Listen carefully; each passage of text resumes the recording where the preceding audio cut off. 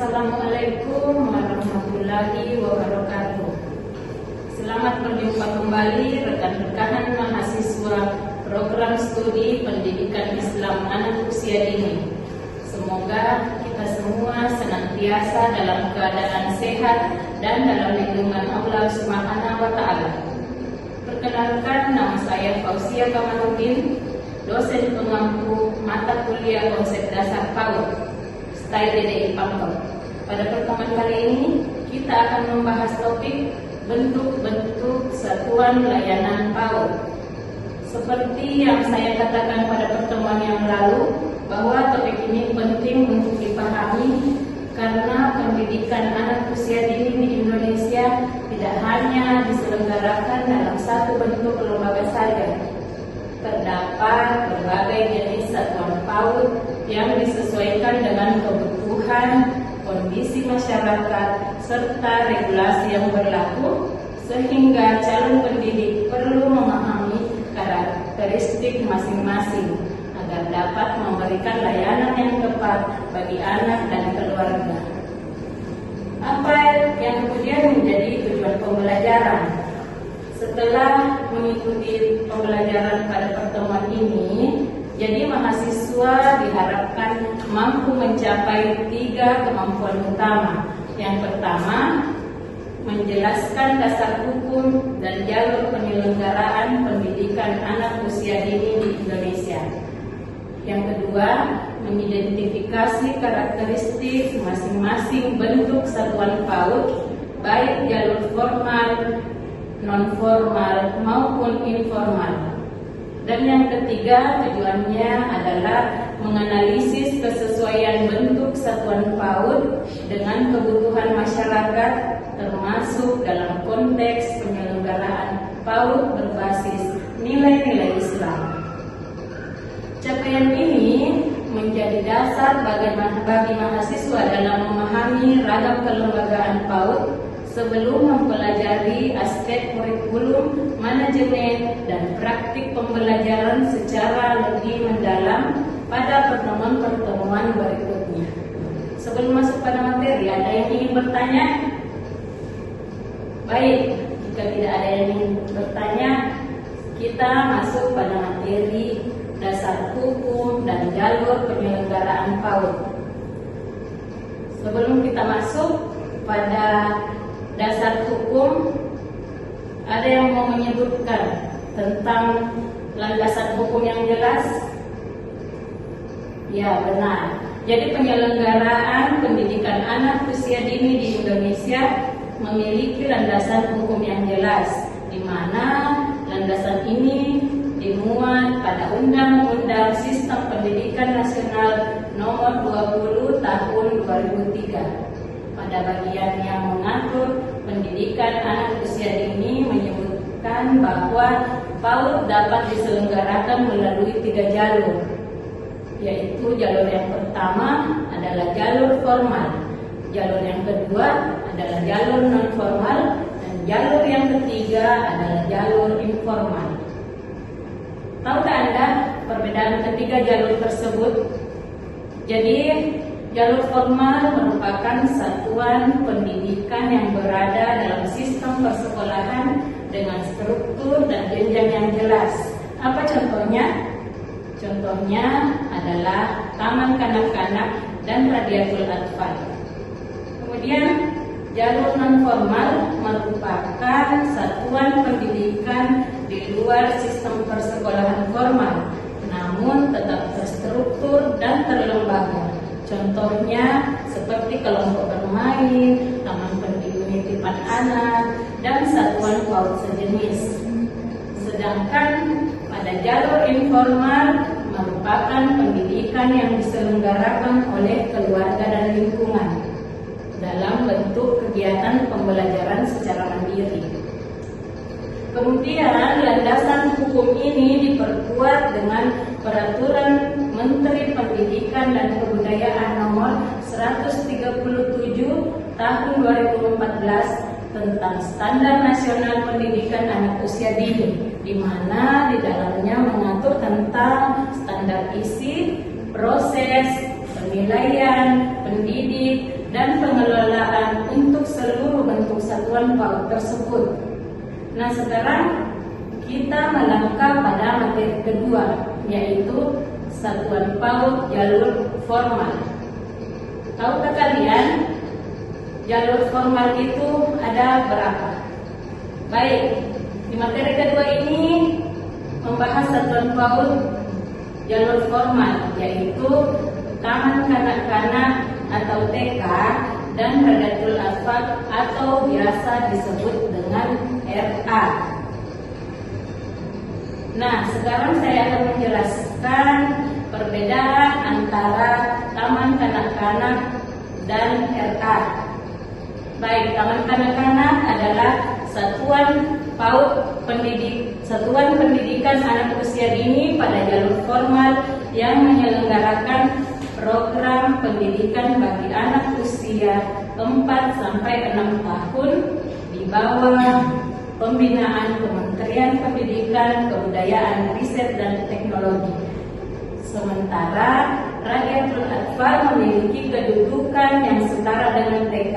Namun perbedaannya, kalau Radatul Atfal berada di bawah pembinaan Kementerian Agama dan memiliki kekhasan dalam mengintegrasikan nilai-nilai keislaman ke dalam seluruh kegiatan pembelajaran. Jadi, kedua bentuk satuan ini umumnya menyelenggarakan layanan selama 3-4 jam per hari dengan kurikulum yang mengacu pada kurikulum Merdeka untuk PAUD dan standar tingkat pencapaian perkembangan anak. Jadi, perbedaan utama antara TK dan RA terletak pada penekanan muatan keagamaan, di mana RA mengintegrasikan pembiasaan ibadah, hafalan doa, dan pengenalan Al-Quran secara lebih intensif sebagai bagian dari kurikulum inti. Sementara di TK, nilai keagamaan diberikan sesuai agama masing-masing anak secara lebih umum. Nah, sekarang kita melangkah ke materi ketiga, yaitu satuan PAUD jalur non-formal. Materi ketiga ini membahas satuan PAUD yang terdiri dari kelompok bermain, taman penitipan anak, dan satuan PAUD sejenis.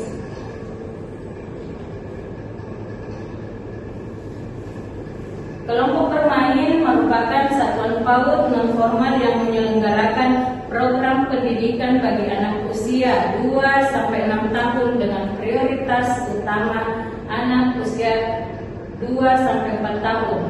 Layanan KB ini umumnya berlangsung 2-3 jam per hari dengan penekanan pada kegiatan bermain sebagai sarana belajar. Sedangkan Taman Penitipan Anak atau yang biasa disebut dengan TPA melayani anak usia sejak lahir sampai 6 tahun dengan waktu layanan yang lebih panjang, bahkan dapat mencakup sehari atau disebut dengan full day. TPA banyak dibutuhkan oleh keluarga dengan kedua orang tua bekerja, sehingga selain aspek pendidikan, TPA juga memberikan layanan pengasuhan dan kesejahteraan anak. Sedangkan pada satuan PAUD sejenis atau yang biasa disingkat dengan SPS merupakan bentuk layanan PAUD yang terintegrasi dengan layanan lain seperti posyandu dan bina keluarga balita.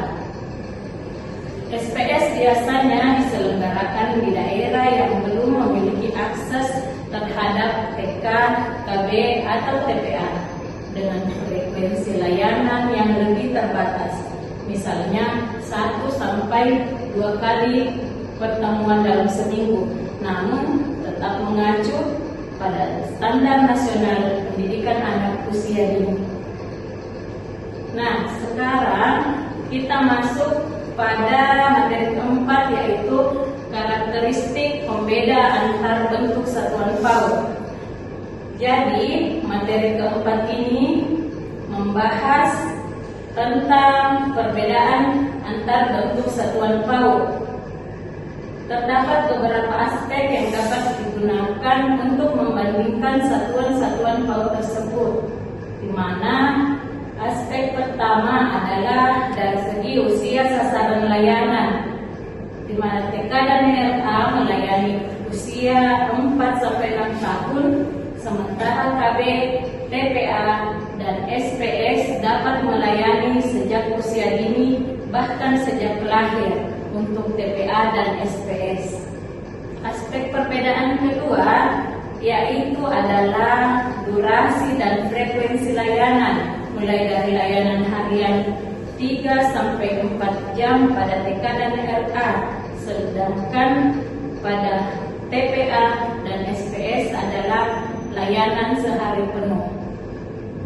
Nah, sekarang aspek perbedaan yang ketiga adalah pembinaan kelembagaan, di mana TK dan KB berada di bawah Kemendikbudristek, sedangkan RA berada di bawah Kementerian Agama. Sementara TPA dan SPS dapat dikelola oleh masyarakat, yayasan maupun pemerintah daerah dengan pembinaan lintas sektor. Nah, sekarang kalian tahu kan perbedaannya? Pemilihan bentuk satuan PAUD yang tepat sangat tergantung pada kebutuhan dan kondisi masyarakat setempat. Di wilayah perkotaan dengan banyak orang tua yang bekerja, TPA menjadi pilihan yang relevan. Sedangkan di wilayah yang belum terjangkau layanan PAUD formal, SPS dapat menjadi solusi awal sebelum berkembang menjadi satuan yang lebih lengkap.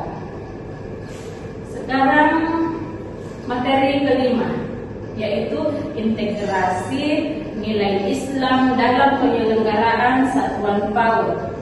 Nah, materi kelima ini sekaligus materi terakhir, yaitu membahas integrasi nilai-nilai Islam dalam penyelenggaraan satuan PAUD.